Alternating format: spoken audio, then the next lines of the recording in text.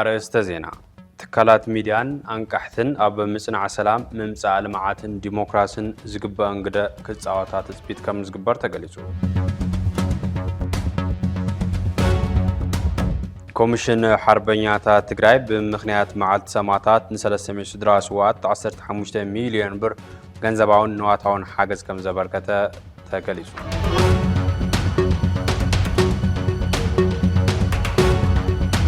ዶክተር ቴድሮስ እቲ ቅድሚ 3 ዓመት ሽልማተይ ንሕዌት ኣዴታት ትግራይ ኢሉ ቃል ብዝኣተዎ መሰረት ብመንገዲ ኖታት ንኖታት ኣቢሉ ምሃቡ ተፈሊጡ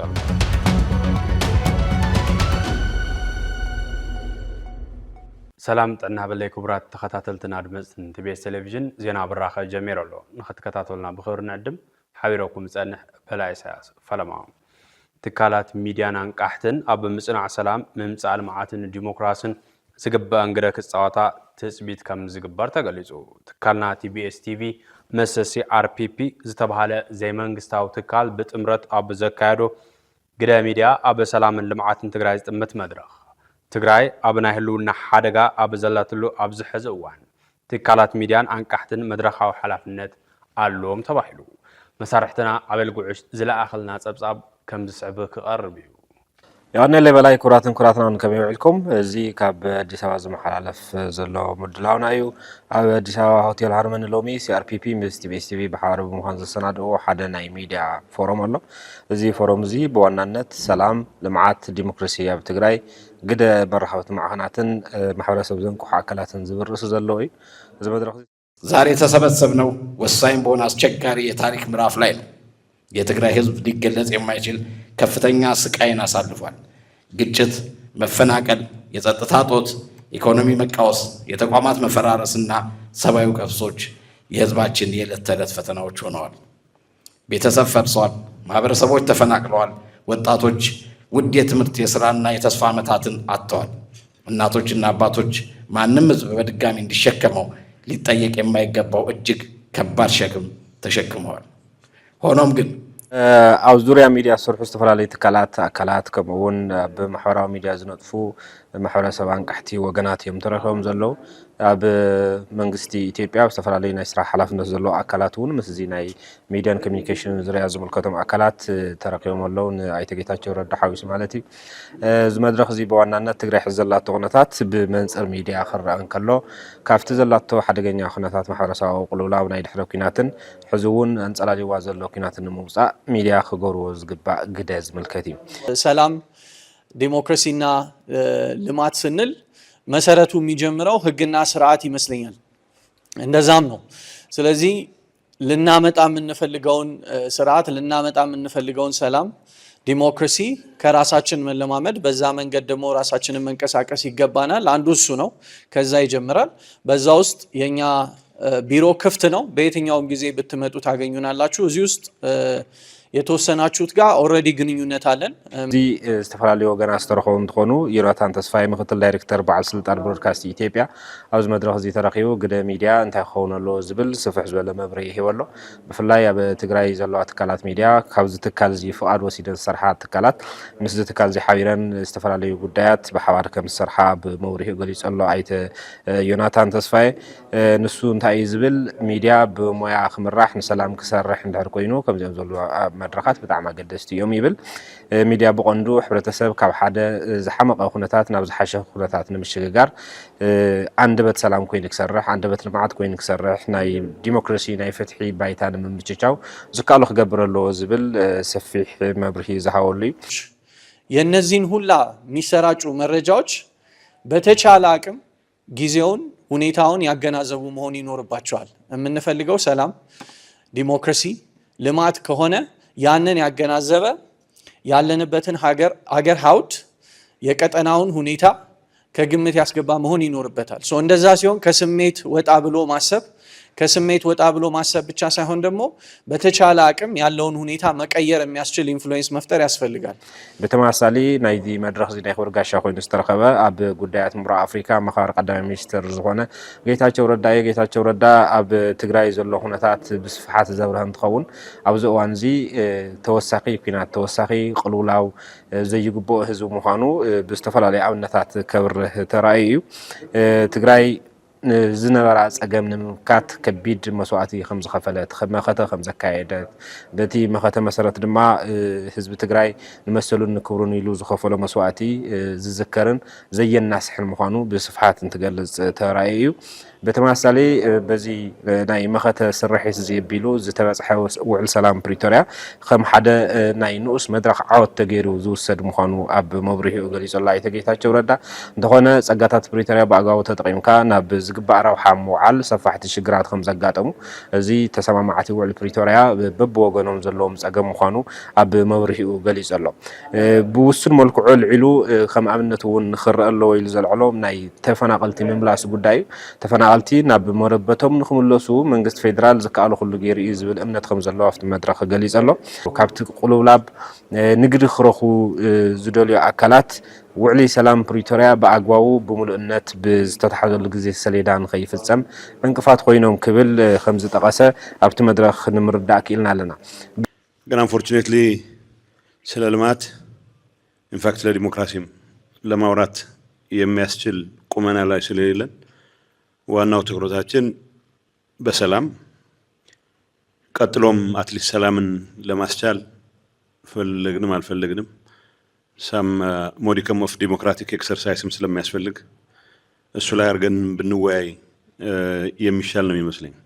ቀንዱ ሕዚ ተካላት ሚዲያ ኣብ ከም ዝበለ ኩነታት እንታይ ክገብር ኣለዎን ዝብል እዩ። ልምዓት ዲሞክራሲ ንትግራይ ናይ ሕንቃቐ ወይ ድማ ናይ ምቾት አጀንዳ ተገይሮም ኣብ ዝውሰድሉ መድረኽ ከም ዘለና እዩ ገሊጹ። ሕዚ ትግራይ ናይ ህልውና ሓደጋ እዩ ዘለዋ። ተካላት ሚድያ ይኹኑ አንቃሕቲ ማሕበረሰብ ህልውናኣ ንምርግጋጽ ኣብ ዝግበር ቃልሲ ናይ ባዕሎም ግደ ክጻወቱ ከም ዘለዎም ኣብ መደርኡ ገሊጹ ኣሎ። ስለ ትግራይ ሰላም ስለ ትግራይ ልማት ለጊዜው ይቅርብን ያልኩት ላግዠሪም ስለሆነ ነው። ስለ ትግራይ ዴሞክራሲም በተወሰነ ደረጃ ማውራት ካለብን በዚህ ህልውና አደጋ ላይ ተመሳሳይ አረዳድ ሊኖረን ይገባል የሚል እምነት አለ። ጌታቸው ረዳን ተጠቃልል ህዝብ ትግራይ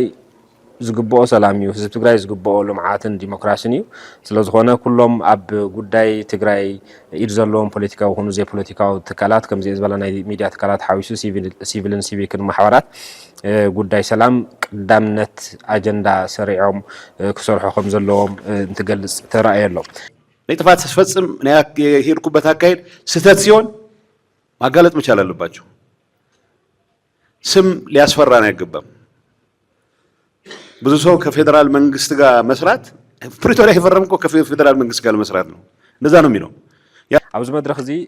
ሰለስተ ዝተፈላለዩ ወረቃቅቲ ቀሪቦም ዘተ ተኻይድሎም ኣሎ። እቶም ወረቃቅቲ እቲ ሓደ ብዶክተር ሙዑዝ ግደይ ዝቐረበ እዩ። እዚ ግደ ሚድያ ኣብ محلاو حقن سرعتن محلاو كونستيشن حق منجستي مسرعتن خيت شرارفة أبجبر نقول عم مجبرن تكلت ميدا خلون زجبا جدا انت يخون الله أبزب الزرع زارو مهراوي صحفيو دكتور معز جدي أب يونيفرسيتي مالنا بوليتيكال ساينس مهري خلاي أبزي مدرسة تاريخيو كاب صحفهم زارو سبعة حدا دكتور عبر آدمسيو دكتور عبر آدمس بفلاي أب محبر سوا ولمعات أب محدرة مانجمنت خوابي ناينو وحجزي نايسرح لمدن تمرتن زلو بمخارنة مسعبية تكالات وش تعدن وزعن السرح تقراوي حونايو نسو تكالات ميديا نايتو تحتوي خفال محبرسة بجمسي أب كدمة عم مقبر زلو ونقدا بفلاي حبرة سمن لمعاتن جلجل خوينو نخسرح ميديا انت عينت كمونا قهلو اللو زبل بصفحات زغرة ولو ورقاتي نيرو أو زي تكالات ميديا حبرة سبب علتها ومن قصقاسو ناي لمعات تحساس واكهلو ناي لمعات سرحتو غا خم حدا فلفل حبريتا المرداتان خوينا مقلقال كهلو زقبع كمونا نمبراح زفتنا الورقاتي ساساي زغرة ورقات ب ዳዊት ከበደ ዝቀረበ እዩ ዳዊት ከበደ በዓል ዋናን ስራሕ መካይድን አውራን ባታ ይመስዩ ንሱ ዲጂታል ዓለም ኢና ዘለና ዲጂታል ሚዲያ ኣብ ማሕበረሰባዊ ልምዓት ኣብ ሰላም ኣብ ዲሞክራሲን ፍትሕን ክህልዎ ዝግባእ ግደ እንታይ ክኸውን ኣለዎ ዝብል ናይ ትግራይ ዲጂታል ሚዲያ ምንቅስቃስ መሰረት ገይሩ ዘዳለዎ ጽሑፍ እዩ ንሱ ዲጂታል ሚዲያ ካብ ዝኾነ ይኹን ጫፋት ወፂኡ ናይቲ ሰላም ዝደሊ ልምዓት ዝሃርፍ ዲሞክራሲ ዝግብኦ ህዝቢ ድምፂ ኮይና ምግልጋል ክህልዎ ዝግባእ ግደ እንታይ ክኸውን ኣለዎ ዝብል ካብ ተመክሮን ተመክሮ ትካሉን ሓዊሱ ዘቕረቦ ጽሑፍ እዩ እዚ መድረኽ እዚ CRPP ምስ TBS TV ብሓባር ብምዃን ዘሰናድኦ ምድላዊ በምሓረኛ ቋንቋ ዝተሰናደ ምድላዊ ሙሉእ ትሕዝቱ ኣብ ቀጻሊ ናይ TBS መደባት ክንቕርበልኩም ኢና ክሳብ ሽዑ ኣብ ዘለኹም ሰላም ውድብ ሳልሳይ ወያነ ትግራይ መሪሕነት ምትዕራይ ብምክያድ ሓዱሽ ኣቦ ወንበር ከም ዝመረፀ ዕላው ገይሩ እቲ ውድብ ንዝዩ ዝበለ ሎሚ ዕለት ንምራኸብቲ ማዕኸናት ኣብ ዝሃቦ መግለፂ እንትኸውን ገብረትንሳኤ ወልደ ሚካኤል ብኣቦ ወንበርነት ተክለ ሃይማኖት ባወቀ ድማ በምክትል ኣቦ ወንበርነት ነቲ ውድብ ክመርሑ ተመዚዞም ኣለዉ ኩናትን ወረኩናትን ፈሪሑን ራሕሪሑን ዓዱ ገዲፉ ዝኸድ ዘሎ መንእሰይ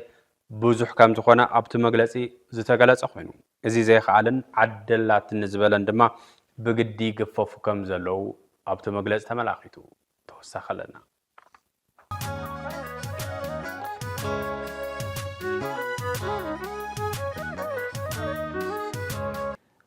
ኩላትኩም ከም ትፈልጥዎ ዓድና ልዕሊ ዝኾነ እዋን ሕማቅ ኩነታት ኣላ ትግራይ ብውሽጥን ብደገን ብዘለው ፀገማት ኣኸቢድ ኣብ ናይ ህልውና ሓደጋ ክበሃል ብዝኽእል ፀገም ትሳቐላ ማለት እዩ ምናልባት እውን ብፍላይ ኣብ ዝቐረበ እዋን ትሒዙ ምናልባት ካብ ወርሒ ጉንበተ ትሒዙ ኣብ ትግራይ ብስፍሓት ግፋ ይሳለጥ ኣሎ እዚ ነገር እዚ ብዙሓት ፀገማት ይፈጥር ኣሎ ኣብ ህዝብና ብዙሓት መናእሰይ ዓዶም ለይቆም ይኸድ ኣለዉ ምናልባት እውን በብመዓልቲ በሽሓት መናእሰይ ይወፁ ኣለዉ ካብ ትግራይ ሰው ሃፍቲ ይወፁ ኣለዉ ነጋዶ ይወፁ ኣለዉ እዚ ሰፊሕ ዝኾነ ማሕበራውን ቁጠባውን ፖለቲካውን ፀገም ይፈጥር ኣሎ ማለት እዩ ዘጥራሕ ኣይኮነን መናእሰይ እቶም ክወፁ ዘይኽእሉ መናእሰይ ምሕደሪኦም ኣብ በረኻ እዩ ኮይኑ ዘሎ ኣብ በረኻ እዮም ዝሓድሩ ኣለዉ ከይግፈፉ ከይተሓዙ ከይእሰሩ ማለት እዩ ወለዲ ደቅኹም ኣምፁ እናተባሃሉ ይእሰሩ ኣለዉ ይውቅዑ ኣለዉ እዚ ግፋ ድማ ብስፍሓት ይሳለጥ ዘሎ ኣብ ዕዳጋ ይካየድ ኣብ መርዓ ይካየድ ኩሎም ህዝብና ክእከበሎም ዝኽእሉ ማሕበራዊ ንጥፈታት ከይተረፈ ይሳለጥ ኣሎ ኣብያተ ክርስቲያናት ከይተረፋ ናይ ግፋ ዒላማዊ ታርጌት ኮይነን ኣለዋ ማለት እዩ እዚ ነገር እዚ ደው ክብል ይግባእ ብህፁፅ እዚ ግፋ የለን ገለመለ ዝብሉ ናይ ስርዓት ሰበስልጣናት ፍጹም ሓሶት ንዝኾነ ሰብ ከእምን ዘይኽእል ሓሶት ገዲፍና ግፋ ብህፁፅ ደው ክብል ይግባእ መንእሰይ ትግራይ ክህደን ይግባእ መንእሰይ ትግራይ ንሓቀኛ ዕላማ ህይወትን ምኽፋል ድልው ከም ዝኾነ ብተደጋጋሚ መስኪሩ እዩ ኣብዚ እዋን ግን ዝተፈለየ ኩነታት ስለ ዘሎ እዩ ስለዘይኣመነሉ እዩ ኣብቶም ኣብ ስልጣን ዘለዉ ኣካላት ቅንጣብ እምነት ስለ ዘይብሉ እዩ ክጋደል ዘይደለየ ማለት እዩ እምበር ንዓዱ ንህዝቡ ክጋደል ዝኽእል መንእሰይ ምዃኑ ትማለ መስኪሩ መንእሰይ ትግራይ ማለት እዩ ለዝኾነ ደው ክብል ይግባእ መራሕቲ ሃይማኖት ህዝብኹም ናብ ሓውናቶ ሱቅ ክትብለ ይግባእ ፍትሒ ጎደለ ህዝቢ ተበደለ ክትብሉ ይግባእ ምስ ህዝብኹም ደው ትብልሉ እዋን ሕዚ ዲያስፖራ ትግራይ ክሳዕ ሓዚሩ ዝኾነ ምንቅስቃስ የተረኣየን ኣውሮፓ ዝተወሰነ ምንቅስቃስ ተረኣየ ኣሎ ሕዚ እውን ዲያስፖራ ትግራይ ህዝብኹም እናጠፍአ ሱቅ ክትብለ ይግባእ ተዋና ክንሕለቐሉ ዝግባእ ህዝብና እዩ ህዝብና መን በደለ ኣይኮነን እቲ በደል ኢና ክነግዞ ዝግባእ በዳሊ እዩ ብዘይገድስ ማለት እዩ ስለዝኾነ ዲያስፖራ ትግራይ እውን ፍሉይ ሓላፍነት ኣለኩም እቲ ኣብ ትግራይ ዝፍፀም ዘሎ ህዝብና ዘጥፍእ ተግባር ደው ንኽብል ማለት እዩ ካልኦት እውን ፖለቲካዊ ውድባት ሲቪክ ማሕበራት ኩላትና ድምፅና ክነስምዕ ይግባእ ህዝብና ኣብ ከቢድ ሽግር ኣሎ እዚ ብስልጣን ዘሎ ሓይሊ ህዝብና ይሃድሞ ኣሎ እዚ ፀገም እዚ ንምፍታሕ ኩላትና ክንረባረብ ይግባእ ዝብል መልእኽቲ ክሕልፍ ይኽእል እዚ መድረኽ እዙይ መራሕቲ ሃይማኖት ዓበይቲ ዓድታት ፖለቲካዊ ውዳበታት ልዕሊ ፖለቲካዊ ድሌታትና ልዕሊ ፖለቲካዊ ኣፈላላያትና ልዕሊ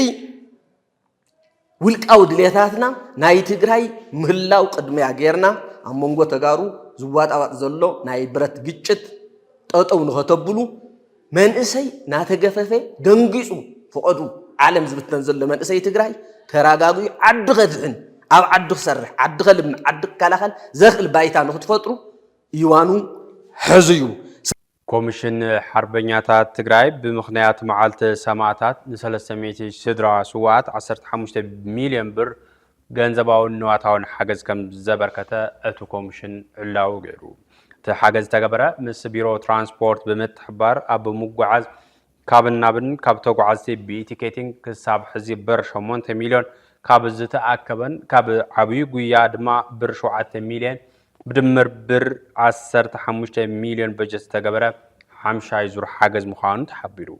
كل تجربة دليتو بوليتيكاو أمنتنا فلالايني هلو هو تدرس وقت أب محاش أجر مدخلن جعان وجدات تجارلتي أب محكمن زعم ساسول بهراو وجدات كحبرو كوميشن حربيات تجارلاين أسرو محرز أويو كوميشن حربيات تجربة قابل سفرالي منقستاون زي منقستاون تكالاتن والكسباتن هفتي بمتخاب وقولنا قولني محكام وجدات كسب حزيب ب4 وزر حادش حن 33 سدراس وقت ب4 مليون برجن زبون عينتاون حاجز مقبارة فلتو هاي زي ما قصدت ترمان مبلغ حمشاي زر ببر 15 مليون بتعمز تتقم وجناتن كسب حزيبته كوميشن حاجز يتجبر لهم كاب 15 ورداتن كتماتن تجري بروق حز تململو 300 سدراس وقت نحرهم بر 50 بجنزبن بعينة دقفة بركتو سدراس وقت نازل بسلون تمطاطاني كحساس زرخبون محبراو تسقم سدراس وقت بمفتحن من نبابرون بمحياشن حدا راس وقتنا تكبيرنا كابتي قد إمنا زلو بهراو حدا قهلونا موسى أي كبل زغلسة أتو كوميشنري وصاب زي كابع لاو قلس كوميشن حربنياتا تقراي زي ترخبايو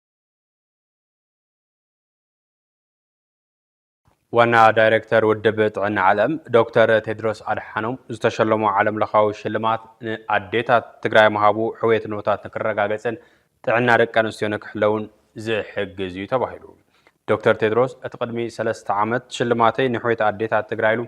قال بزاعات ومسارات بمنقد نوتات هابيلو مهابو تفاليت اللو يتحاجز لو معلت تكال قبار سناي نوتات المحبر ركا نسيو تقراين بحبار بمخان علاوي زقبر المدرخ كم زسعبك غربيو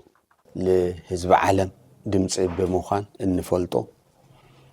لديتات تግራይን دغنا غبؤن لمعتي سلامي مخانو لعالم لقسقس مخانو كلنا نفلطو يو قدامنا الدرجه هزون دقانستيو تግራይ هزون حزب تግራይ كافتو لبهال صقم ليوصه افت صقم للو بزح خفال ህብረተሰብና ستيل أب تعمل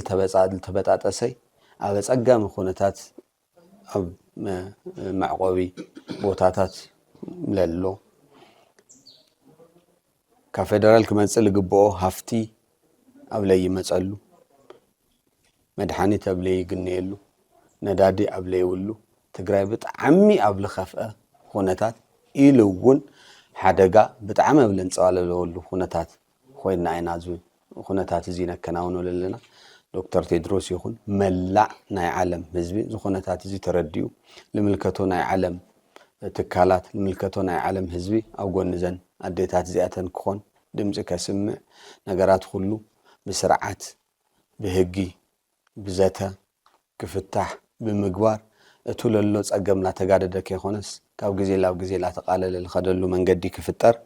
بزغاط امسين لدكتور تدروس أدحانومي لمسلاتوي لملع عالم صاوعيت نقربنا دكتور تدروس لجبرلنا دقف باسم أديتات تجراي هزون مسجانا نقربنا يخون دا أمبر نا أديتات تجراي صقم مستهزي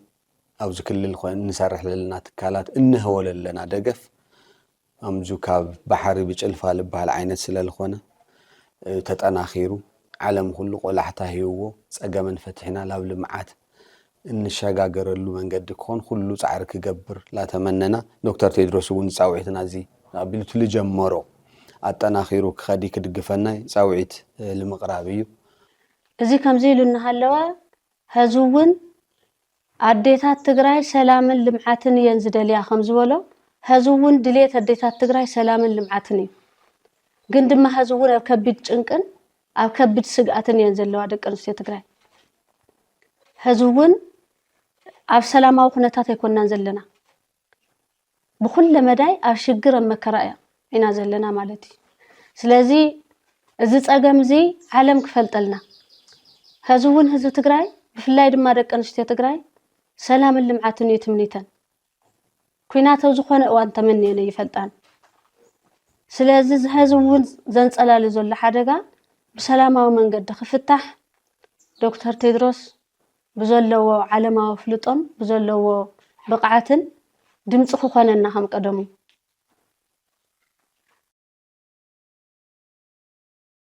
بتكنولوجي زحجز سرحتي بمعمام زحاشة عقبة تقلقلتن بولس وسيتن مركب كم زكال تقلسو زي استقلت حدش فترة مهزو ويف مارت استبها على سوفتوير أب كتما شرندا سلاسة سب ميديا نتفت محبراو ميديان نبرت تكتمان أب استراخ بلو مدرخ أب زتمرع له وانيو ويف مارت أب قلقالوت أو هبا دللا زدها حدش بلاتفورم سوفتوير نتخون علامو بقلل بغلطفون منقدي سراحتنا معمام زحجز مخانو بعلوانا ات سوفتوير ويف مارت زخونا كبرو مارو قليسو اتعلاو زخونا تكنولوجي اب نبرت امروز تمزغبه اب ملاء كتماتات تግራይን አቡሽት ዓድን ደገን ዝሰርሕ በሰለስተ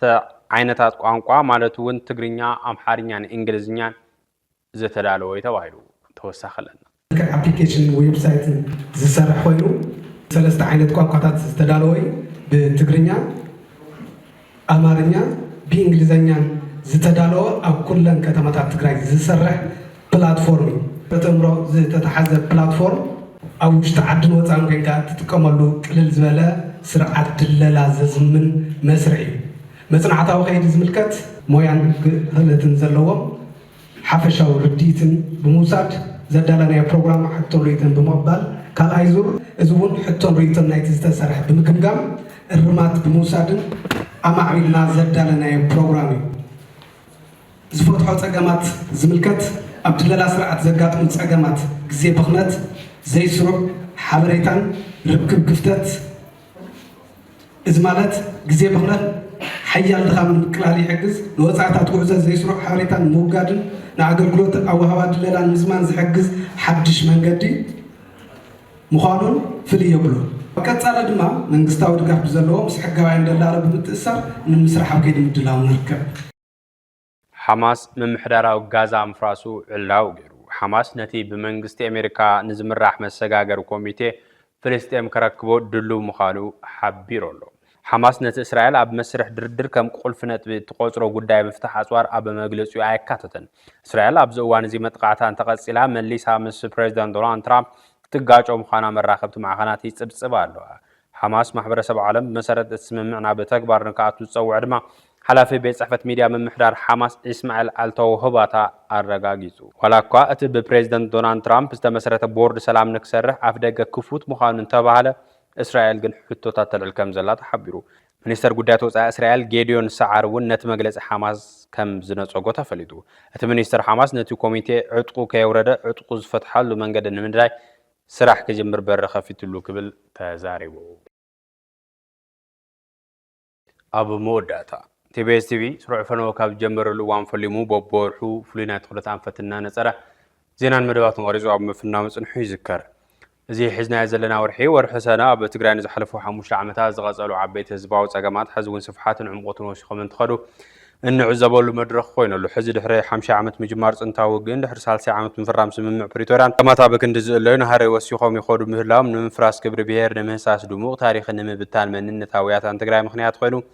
ዕለታዊ ከም ህዝቢ የጉድለና ኣሎ ስጋኣት ኩናት ጥራይ ዘይኮነ ናብ ተኹስ ዝተሰጋገረ ጎነዝ ማእከላይ መንግስትን ብሕወሓት ዝምራሕ መንግስትን ትግራይን ህልው ፈተና ክፈጥሮ ዝኽእል ጭቡጥ ውድቀት ሩኡይና ኮነ ይኸይድ ኣሎ ቲቢኤስ ቲቪ ከም ሓደ ሓላፍነት ስምዑ ሙያዊ ሚድያ ፀገም ኣመላይ ክሕግዝ ሰፍሓት ስራሕቲ እናዓመመ ዝመፀ እንትኾን ኣብ ዝወርሒ እዚ እውን ሰናዕቲ ጓሃር ኩናት ኣብ ምራም ዘድሃበት ትሕዝቶ ክፍንው እዩ ናሃሪ ኩናት ንምክልኻልን ባይታ ሰላም ንምስፋሕን ክምቹ ኣብ ኣድላይነት ብሔራዊ ምትእኻብ ደቂ ትግራይ ከድህብ እዩ ባህሪ ልሂቃን ፖለቲከኛታትን እታ መንግስቲ ነጠልብ ዘላ ትግራይ ጸገም ትግራይ በትግራይ ንብደቅ ትግራይ ናብ ክንዲ ንምላይ ፍታን ሓቀ ተራኻት ገሊኡ ንሰሜን ገሊኡ ንደቡብ ተፈናጭሉ ናሃር ፖለቲካና بتخنتات تقارنات ربح حزب حزب بزخور جونسات نزجلس خوينو تزغف أمرير صلوا حزبكم عجوا يجبر الله أبزي كم زيز بلا مفنيشال متخان مدفع سجى محرران كابول كسب تكالا زر زلوا سيفنا فرصة بخنة حدا قاعد مروس يتم بدأ ربح حزب المقدال كبر بهير نخوين بمقصالو تجراي بزي سبت ترف زلاك سبت تمثل أب حدا قاعد زي حدا قاعد زي مثلا حدا قاعد ينتو أب مجلس عقم دك تجراي كودبن قول بزلو ومن أخونا أب موسى أنا بزي أبي الخدمات تصابات حيلتات بسلام ومن قرص أجمع حزبهم كفوت عب مكبر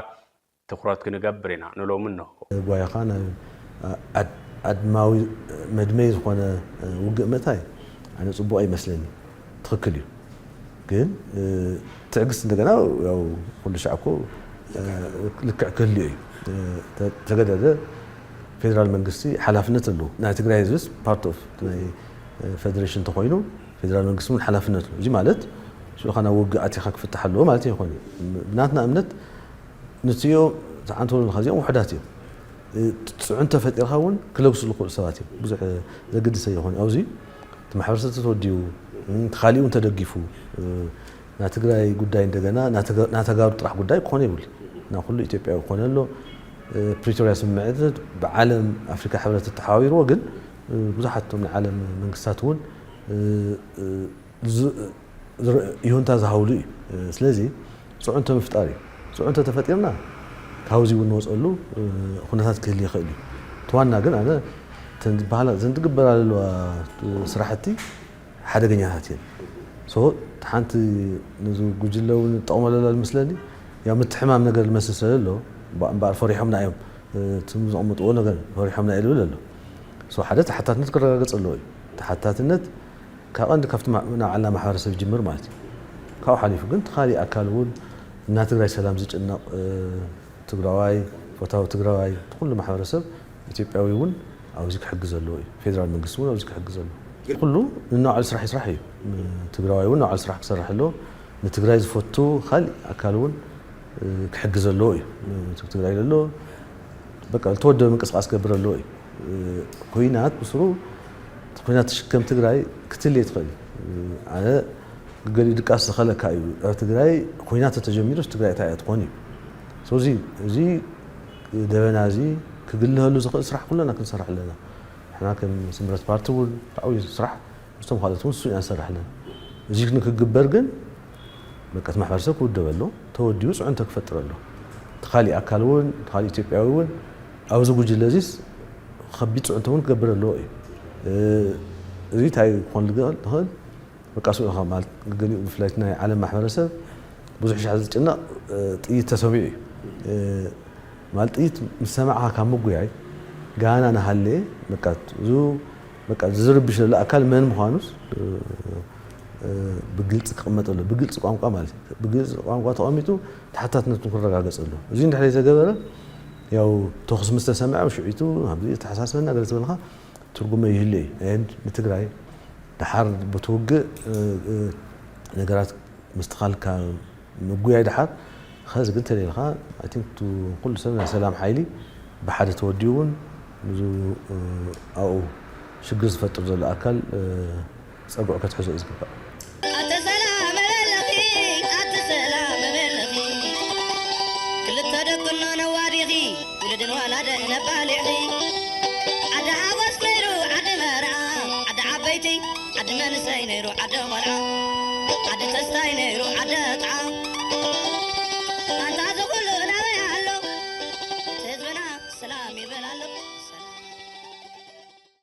كبراتنا كبران زيناتنا كتكتاتلو وصناحكم يمثل مسترفو خالوت مدلواتي بيس حبركم ناصلحو سلام